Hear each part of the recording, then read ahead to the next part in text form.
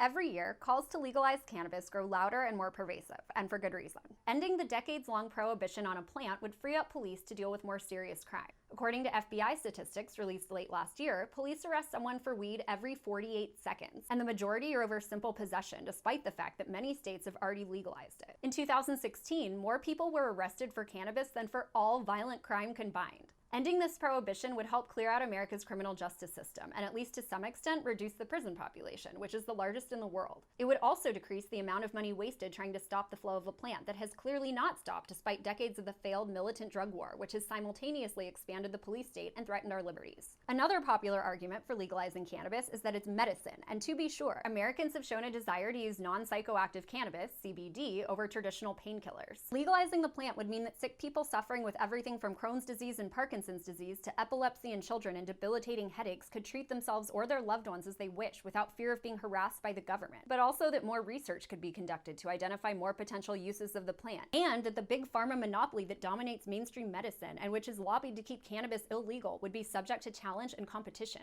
Unfortunately, however, we're fooling ourselves if we think the government is actually concerned with the well-being of its citizens. The Department of Health and Human Services holds a patent on some medicinal qualities of cannabis, yet the federal government continues to insist it has no medicinal qualities, keeping the plant illegal while recently allowing a CBD-based drug produced by a pharmaceutical giant to push through. If the government's imposition of prohibition and bans on substances for our safety were sincere, many of Americans' favorite drugs would be illegal. Alcohol, which is responsible for 88,000 deaths per year and tied to incidents of violent crime, would surely be banned. Wait, that didn't work. So would benzodiazepines like Xanax, which can be addictive and cause brain damage. Rather than the false belief that your government feels any responsibility whatsoever to ensure your health and allow you to access your medicine of choice, the only reason the ban on cannabis should be repealed is that you have no responsibility to submit to an unjust authority that prevents you from exercising your freedom. We can go on all day and night about the potential health benefits of cannabis, how it helps with migraines and anxiety, or how regions that allow medical access to cannabis have lower opiate overdose